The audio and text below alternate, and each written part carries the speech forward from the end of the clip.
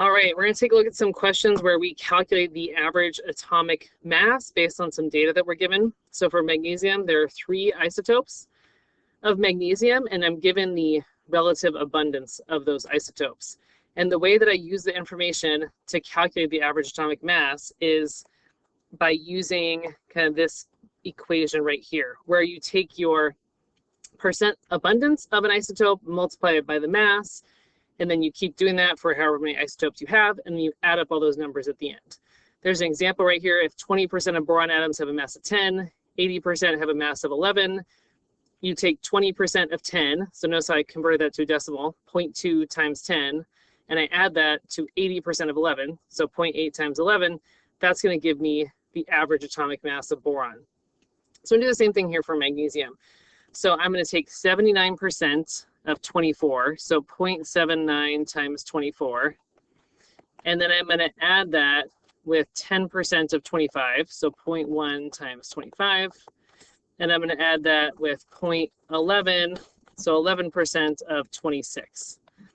And you can either plug that in your calculator all at once, or you can, sometimes it's helpful to write down the intermediate steps just to, check yourself. So 79% of 24, that's 18.96. Plus 0.1 times 25, right, is 2.5. And then 11% of 26 is 2.86. If you add all those numbers up, we should get whatever's on the periodic table. Let's just double check. Yeah, we get 24.32. And if you look on the periodic table, you'll notice for magnesium, the symbol looks like this. There's a 12 on the top, that's the number of protons. And then on the bottom, it says 24.30. So it's not exactly the same, but roughly that right here is the average atomic mass.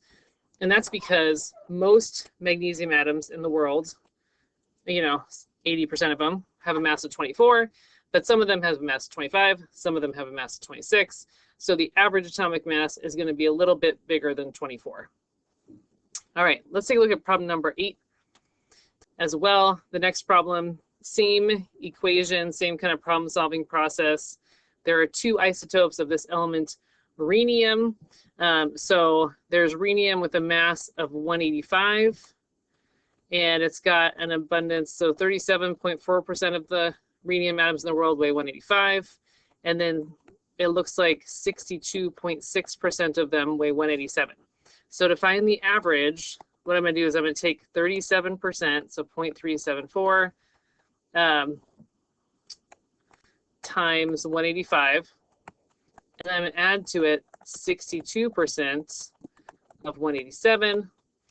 And when I add those up, I'll write down the intermediate steps for you as well in case that helps, right? So 0.374 times 185. Make sure you are, confident in actually plugging these in your calculator. Don't just watch me do it. Make sure you can get the same answer.